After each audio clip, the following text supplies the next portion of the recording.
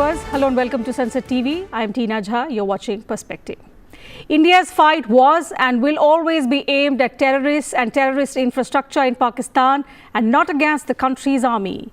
In a comprehensive press briefing, the Indian Armed Forces has informed citizens that India was forced to expand its response after Operation Sindoor as Pakistan's military chose to protect terrorist elements operating from its soil. Reassuring citizens that all of India's military bases are secured, fully operational and prepared to take on any threat against the country, the armed forces underline that India remains firm and uncompromising on its stance against terrorism. Any future act of terror will be considered an act of war against the country and will be responded to accordingly. To talk about this major shift in how the country plans to handle terrorism and how a ceasefire does not mean India climbing down on its fight against terror, I'm pleased to welcome on the program three distinguished guests. So let me begin by introducing them to you. We have with us former Ambassador Mr. Virendra Gupta. Ambassador, thank you very much for your time. Welcome to Sunset TV. Lieutenant General K.J. Singh, retired. He's a defense expert. General Singh, thank you for your time as well. Welcome to the program. And Air Vice Marshal P.K. Srivastav, retired. Air Marshal, glad to have you with us on this broadcast as well. In fact, Air Marshal, if I could begin the program today with you, there's a reiteration from the Indian Armed Forces that even though there was a ceasefire and we planned to, de-escalate tensions at the border, we remain firm and uncompromising on our stand against terrorism. Your views first on how this messaging will be taken forward from here, what it means for a country like Pakistan, who's not just been harboring terrorism, but exporting it to India. So, Tina, I must say and salute our armed forces for bringing home one point, and very strongly, that India is always for peace. But for peace, you need to show and exhibit your power structure, that you are strong enough to repel any attack on your soil, and also you're strong enough to attack as a paradigm shift wherever these terrorists are expected or are supposed to be hiding. Through this Operation Sindoor, few things have come on fore. The first and foremost thing, that we know where are these terrorists. Not only we have the intelligence about them, operational intelligence about them, real-time intelligence about them, we can also attack them with precision without any collateral damage either to civilian structure or to military structure. This was the first message given, that we know where you are and we know that there is no boundary line for your being the safe haven. This was a very important message, and when Masood Azhar happened to say, Allah mujhe kyun nahi utha liya, these were the promised words which said that terrorists should have their own kind of pain, which will make them understand what pain they inflict on other masses, civilian, innocent people who were just leisuring in that valley, enjoying the meadow. So this is the first message. Second thing, it also came to the fore that Pakistani army is absolutely complicit. It came out on the global stage with terrorist organizations. There were whole lot of them were global terrorists over there. The structures, everything came in. During their funeral, it was something like a military funeral, where all the generals were standing with folded hands, and Chief of Army Staff put up his wreath over the coffin of a global terrorist. Very amazing. The deniability has gone for a 6 now for Pakistan. This has come out absolutely in the fore. Their understanding that if they have rear heartland, we have never struck the Punjab, which is the epicenter of all these troubles. The Punjab, all its airfields are within our reach. We can hit them at will. And their air defense structure, the weakness came into being. All their eyes in terms of radars, in terms of the UAV clusters in Muridike, all their Sargodha, which they're proud of, the hinterland, all kind of major stations, Rafiki, they're all, given a lesson. We still have not come down with full might of Indian Air Force or Indian Armed Forces. It was just a kind of beginning to show that yes, we can hit you and cripple you. Remember, Tina, they just have 16 major bases from where they can launch. And the one which was close to Rawalpindi, the general headquarters, was a message in itself. So, what we wanted to say through the exhibition of this kind of strength, and they tried all their might, drones, Fatah missile, everything they had, they launched at us, and we were able to deter, not only deter, kill, and take care of them. Absolutely. Our air defense, You're our right. air Our response has been yes. remarkable, and this time there has been evidence to back up the kind of befitting response that our Indian armed forces have given. General Singh, the fact that India has time and again reiterated that our fight is against terrorists, but each time Pakistan has ensured that it continues to not just back the terrorists but also shield the terrorists, something that it has done this time again. But what has changed is India has now adopted a new approach when it says that from now on, any act of terror will be treated as an act of war. How do you read that message? What does it mean for our military posturing? Tina, Jai Hind. Jai Hind, See, firstly, the thing is, there is a message that there will be a certainty of response. If you would mess with us, then be very sure that we will deliver a response, and response which will be beyond your imagination. So first thing is certainty of response. Because earlier we used to deter, we used to collect evidence, we used to make dossier, we used to create linkages, even go for joint investigation. So while forensics is important, because we have to give evidence to organizations like FATF and other bodies, we have to get these terrorists listed and proscribed. But all the same, the certainty of response, and this response, actually, there was so much of angst in public because there was one school of thought that response should be delayed, because let these people keep getting psychologically dislocated, let there be costs in mobilization, in keeping the aircrafts on combat patrol and all this. But the angst behind was so much that government decided to deliver the response. That is one. The second thing is, the response this time is a very potent kind of response, which is, if you see it in the geographical spread, it covers from north to south. All their bases are covered. If you see it in hierarchical terms, it covers their headquarters of Tanzim. Markaz-e-Taiba in Murid-ke, Markaz-e-Subhanallah in Bahawalpur for Jaish, and Mahmoon Joya for Hizbul right next to Sialkot. If you look at in terms of importance of cities where this response has been delivered, you've seen it. Bahawalpur, Murid-ke, Lahore, that's only 30 kilometers away.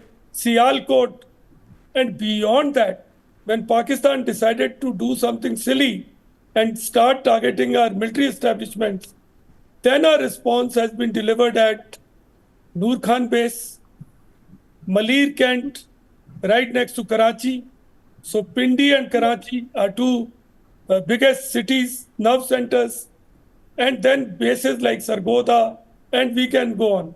Rafiki, Jacobabad, all these have been addressed by us. So in terms of, there would be a kind of, I know Pakistan is a very rational country. The large number of population has been radicalized, but all the same, there would be some sensible people asking questions. If you can't save yourself, why are you getting us enrolled for this cause? And we have also tried to remove that cover which used to be provided by calling them as terrorists or tanzeems or something, we have said that the government is responsible for it. If the government is not going to remove them, then we have the right to remove them. And we have exercised that right. That is indeed been done. And also in this process, we have also managed to further call off the bluff or bogey of nuclear threat which Pakistan gives so often. If you can go and hit a target in Lahore, in Murid Ke, in Pindi, and in all these important cities, Sialkot and all, Right. then what is left? Then all is addressed. Also, I would like to take this opportunity to salute our air defense warriors. While people on LOC have taken a very resolute stand, even the citizens who have stood up, who have shown resolve, but beyond that, our air defense warriors, they have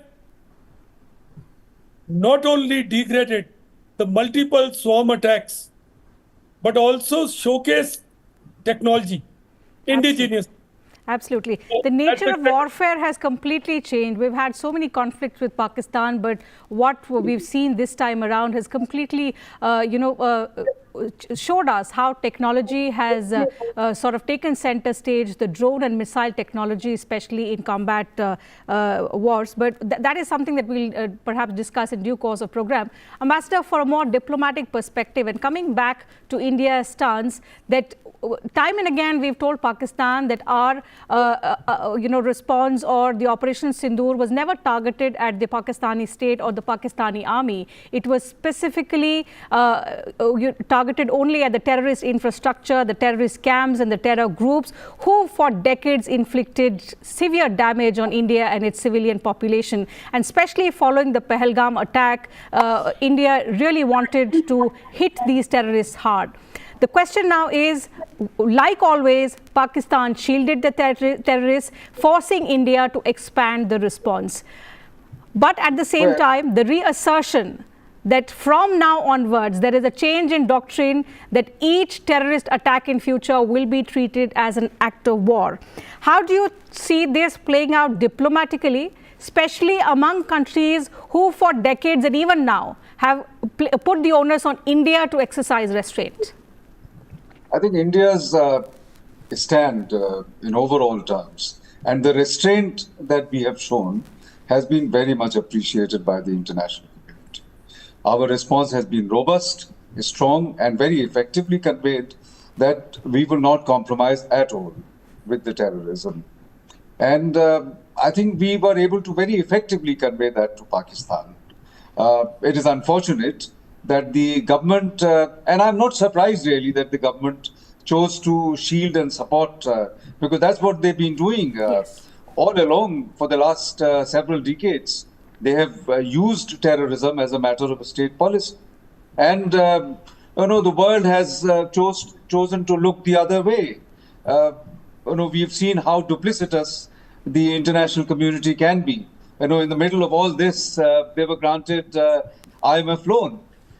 So I think we shouldn't be disheartened by that. We have to depend only on ourselves. We can't trust Pakistan. We can't trust the international community when it comes to the real crunch. We have to depend upon ourselves. And you mentioned, Tina, that the nature of warfare has changed, and I think that is very critical for us to understand that the whole we've seen in this limited engagement this time.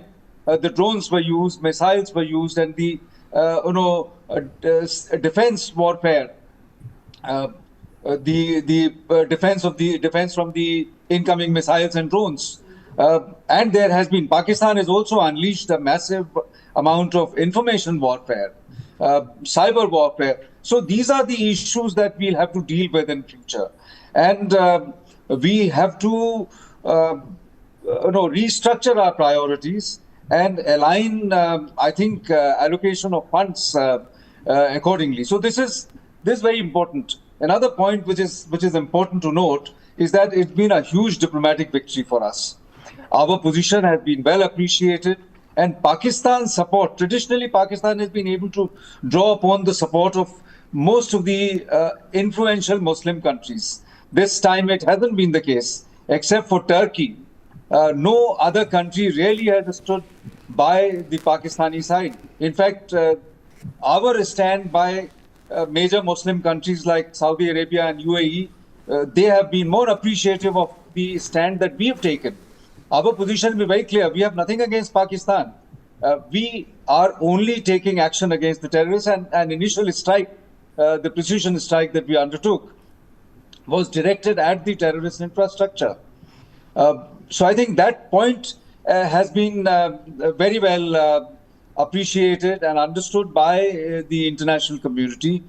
We have achieved our objective. I know a lot of people are here from that we shouldn't have stopped at this moment. We should have gone the whole hog and tried to take away the POK or try to completely eliminate the terrorism.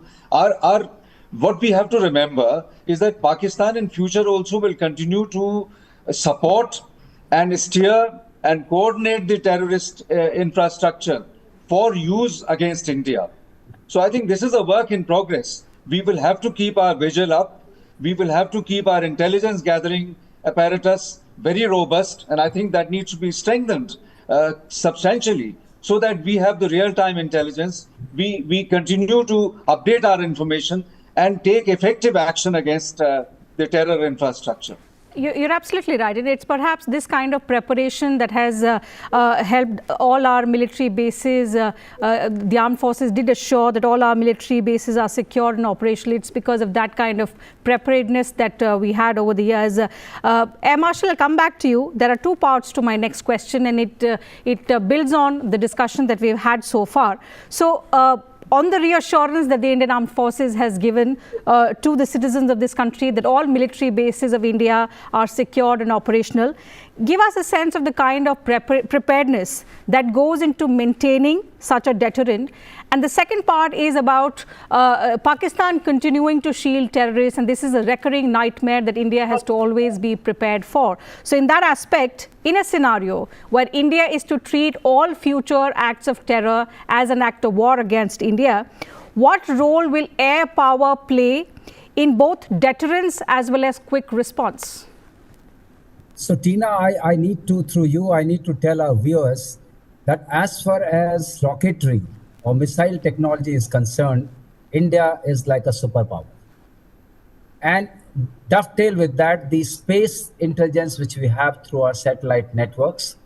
You'll be happy to note that for our BrahMos launch, we did not use the Western satellites or Russian satellites. We used our own satellite network, because that is very important. It also exhibited to the world that we have space assets in terms of our navigation, in terms of communication, in terms of radar intelligence, in terms of EW intelligence. So those are in place. This is not a very visible part of the spectrum. And the second thing, that we have our IW assets in place, because there were numerous cyber attacks on our installations, on our other things. They were repelled, which are not so visible, not in the media. And third, very important, that we could capture the electronic spectrum. That means our EW assets were in place. Now coming to the war fighting, the essential part of war fighting is, which the lesson has gone to Pakistan loud and clear, is that you should have accurate target information. That information is dynamic and real. It must have gone as a signal to China also, that yes, India has it. And to your satisfaction, let me mention, our net centricity for all the air defense operations is indigenous. Our net centricity is indigenous. This our viewers must know. In terms of Akash Tir, in terms of IACCS, we are able to have our indigenous weapon systems, which have hit sharp, loud, and precise, like BrahMos, like Akash, like so many other systems. So basically, when it comes to multi-tiered air defense system, which takes care of strategic, assets like all strategic, your ballistic missiles coming onto you, we have our own indigenous ballistic missile defense. Then it comes to second layer, which is called mid layer. and that one is 450 and beyond. This one will be nearly 150 to 450. Then we have 40 to 150, and then we have less than 40. For all these enclosed-in weapons, whether it comes to L-70 guns, Iker guns, or it comes to our manpads, we are self-sufficient. This is a very great message to nation that we must become more and more indigenous, because in times of war, you probably will not have the friends you thought they are your friends. And in times of war, if you're dependent on other countries, they'll have their own geopolitical play to do what Ambassador Gupta just now said. So being self-sufficient in our own tools of weapons and tools of waging our war and waging for a selection of the aim which we want to select. Our aim, the selection of aim this time for this kind of startup was only to destroy terrorist infrastructure, to hit their akas, to hit their headquarters. When they say Markaz, Markaz means the command, the center. We hit their center, and we knew that these centers are where jihadis are trained. They are trained in weapons, they are recruited, and there is a passing out parade which happens where generals of Pakistani army go and attend the passing out parade. So these are to be hit. The fear has to go into the heads and minds of terrorists that this is not a business they can do. And declaring that act of terrorism will be deemed as act of war in the continuum, and saying that Operation Sindoor has paused, it has not stopped, it has not finished. Because as Ambassador Gupta rightly pointed out, terrorism is a business on a continuum for a country, rogue country like Pakistan. So we have to be ever vigilant, ever ready, and ever repellent. And let me tell you through your medium, Tina, we have that kind of air defense network that we can repel all their attacks. It is visible, they could not hit us. Therefore, the government has gone on to state that all our assets, military assets, are serviceable, available, and operational. Over to you, Tina. General Singh, this is a significant moment in our national security doctrine. From now on, if we are to treat any act of terror, and which we, as all of you have rightly said, it's not going to stop. Pakistan will continue to not just harbor terrorists, but export these terrorists to our country. That's something that they've been doing for decades, and that is something that India needs to be prepared for. But what kind of messaging through Operation Sindoor and following this expanded response that you've seen from the Indian Armed Forces send out to these terrorist groups operating from Pakistani soil, at the same time the state machinery sponsoring and harboring them? See, Tina, dealing with terrorism is a long-term process. It can't be, it's not a tap which you can switch it off, or an electric switch you can put it on, off. So in this journey, in this defining journey, there used to be time when our hinterland used to be attacked. There was attack on Parliament, there was attack in Mumbai, Akshardham Temple. So entire hinterland used to be in turmoil. They could hit wherever they wished to. So after what we did post Uri terrorist attack in terms of surgical raids, and post Pulwama in terms of Balakot airstrike, there has been a kind of deterrence where there has been no action in hinterland. There has been no action in hinterland. And the thing has got localized to Jammu and Kashmir. That is basically got shifted there. Now, the people who set this narrative, who set the strategy, who orchestrate the whole thing, firstly, they'll have to put distance between themselves and these tanzeems. I'm not giving a guarantee that terrorism will stop. Because see, it's a very murky kind of a thing which is going on. LET, the markers that we have destroyed, is called Jamaat-ud-Dawa. That is actually a charity that this LET has grown into a kind of a hydra-headed organization. And when you have earthquake in Pakistan or floods, they do charity work also. Similar is the case for Jaish-e-Mohammed. And there is this kind of deniability they build every time they have renamed the organizations operating here as the Resistance Front, PAFP, Popular Action, against fascism, PAFF. So, if that be so, there will be caution. I see that would be there. Internationally also, people will take notice of this, that you can't have this kind of terrorism, spawning factories, mega organizations operating. So there will be a check to my way of thinking. And the fight against terrorism is not only in Pakistan. It has to be done within also. We have to do conflict resolution. Absolutely. We have already taken steps. Article 370 has been rescinded. We have removed Article 35 alpha. We have held elections. We have a government which is not double engine. Somebody can say that it's a completely big one, that freedom.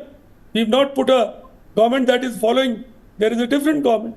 So if that be so, there are steps which are happening.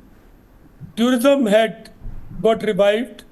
The business was coming up. And that is which drove this entire thing. So through your channel, I'll appeal to all opinion makers. You have people from Kashmir who come and study in hinterland, who stay, who come for business, for selling shawls and all. Don't stereotype them. Don't victimize them, because they are not involved in this process. Certainly. And whoever is involved, NIA will take care of it. NIA is already in its job. You have a very valid point, General Singh, and not just internally, I think, Ambassador, externally as well.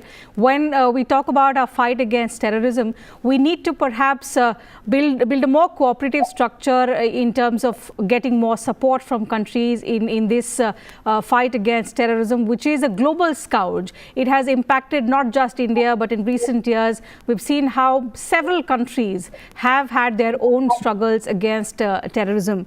How should India now that we have a more clearer doctrine and a zero tolerance policy against terrorism, how should India be navigating on global forums, especially where Pakistan has a duplicity? It tries to play both. I mean, Pakistan has this habit of also playing the victim of terrorism, whereas the truth is that Pakistan for years has been shielding and harboring terrorists on its soil.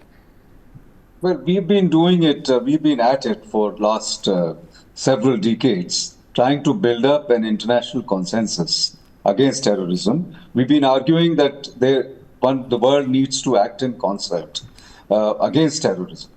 But, countries have their funny ways. And as I said, duplicity is become a nature of international relations.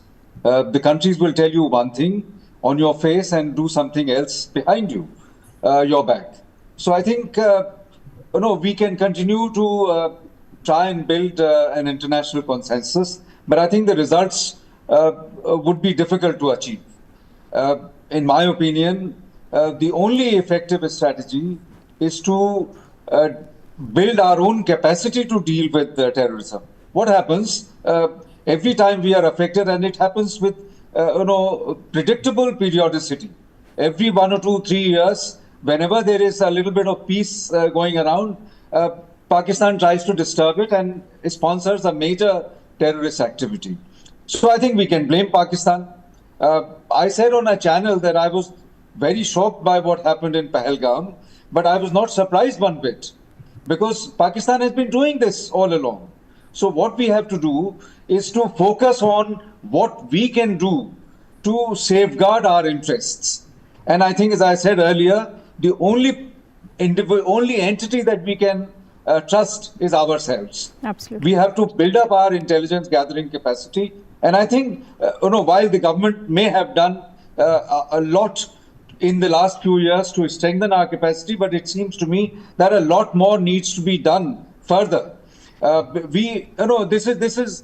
It can never be foolproof. We can develop more capacity. Fortunately, what has been shown is that we have considerable technological superiority, and all of that was brought to play in the current conflict. But we also need intelligence on the ground. So I think that and all of these activities need funds. So what I'm saying is that our intelligence gathering, our capacity for intelligence gathering has to be substantially upgraded.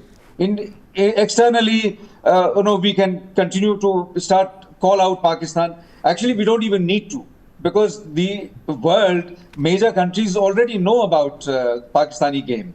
And if they don't decide to call out, they do it because of their own geopolitical considerations. I think absolutely rightly said, and I think something that has been reiterated by your fellow panelists as well, that we need to build and strengthen on our own capabilities. Perhaps India's clear messaging this time will begin to resonate with the international community. But I think in our own interests, what India has been doing in recent years is not just build your own capabilities, but strengthen them, modernize them to keep up with the multi-pronged challenges that we continue to face on different fronts. But with that, we'll have to also wrap up the program. Thank you once again to all three of you for joining us for such an insightful conversation. And to you viewers, time allows us to take up only that much on this edition of Perspective. Thank you very much for your time as well.